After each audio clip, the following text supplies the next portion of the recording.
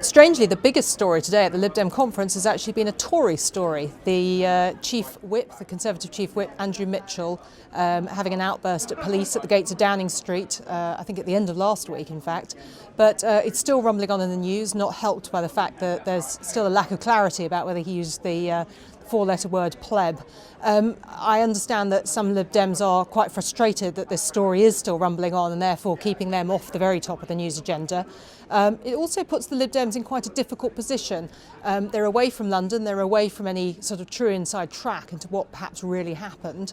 And so they're left with a kind of quandary as to whether they sort of stand by their coalition partners and look supportive, or whether they try and distance themselves as far as possible. Luckily for the leadership, a lot of the members and the MPs have been distancing themselves and have been quite forthright in their views about how unacceptable Andrew Mitchell's behaviour was. But weirdly, at a Lib Dem conference, that is one of the major talking points. Today, the leadership have survived what is easily their biggest challenge this week, which is a big debate on the economy. At points, it got really quite fiery, really brings out the best in having a party conference where the delegates and the membership do actually take part and do challenge the leadership. It's great to see and actually makes relatively enjoyable television if you're a political watcher anyway.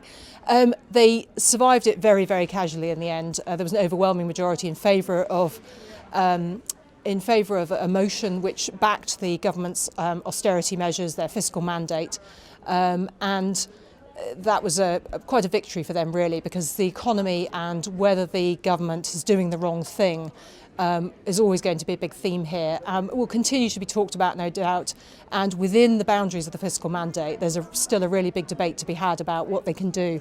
Interestingly, Danny Alexander, the Chief Secretary at the Treasury, says number 2 to the Tory Chancellor George Osborne.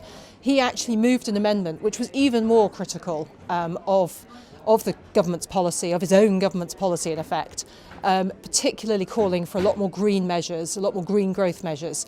And that is, as I think we've mentioned before, part of the sort of gradual process of distinguishing themselves from the Conservatives. So they are still sticking by their kind of pledge that these are very, very tough times, and the rationale for going to coalition was you needed a kind of united front of people absolutely determined to withstand all pressure to build up more debt. But really within that mandate, within that kind of envelope of finances, trying to find different things to do with them and different and more imaginative ways to spend them, and particularly using the environment as a way of distinguishing themselves from the Conservatives. Nick Clegg has done another round of interviews today in the media and did a Q&A with his own members yesterday. That's been the biggest focus on him, and in fact the apology is still rumbling on as an issue.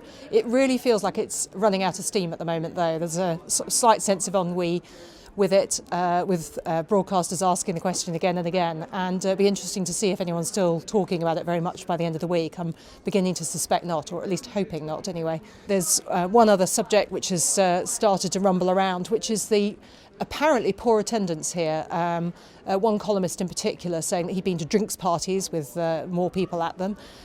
Reports yesterday that there were only 200 people in the main conference hall. It's hard to compare. It's one of my early party conferences. One of the problems with assessing these things is always that the fringe is normally one of the liveliest and most well-attended parts of a party conference. And this year it does feel like a lot of fringe events are happening outside the security zone, outside the main conference venue. So if you are stuck in here, it's quite hard to kind of judge just how buzzing and busy these things are.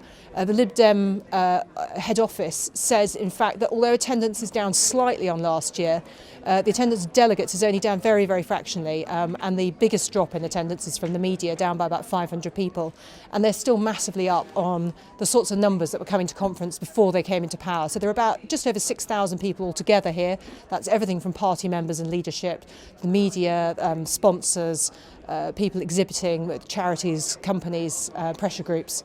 And there were about 4,500 people before they got into government. So that is still quite a big uplift.